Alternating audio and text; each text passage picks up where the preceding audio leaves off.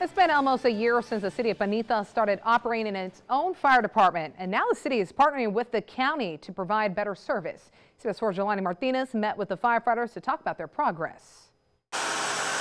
Before the Panitas Volunteer Fire Department was created, neighboring departments like Palmview and La Jolla would respond to calls. But Captain Ruben Garcia, who has been with the Panitas Fire Department since the beginning, says the city started its own department to provide better service. Now we cut the time in half for our response time.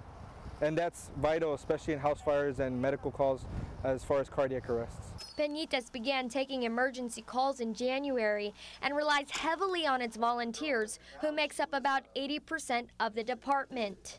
Without the volunteers, this department wouldn't be. Just because they do it for free, they help the community out.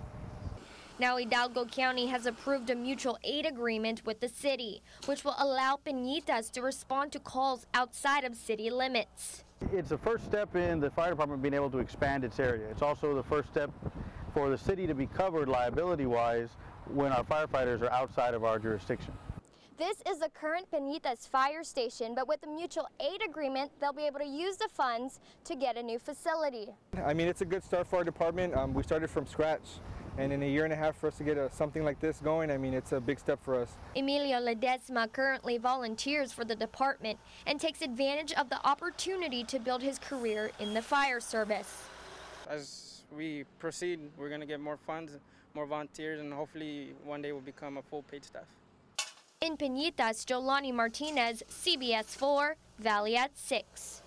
Panitas is always recruiting new firefighters. Volunteers must be at least 18 years old, and Panitas accepts applications at City Hall and online.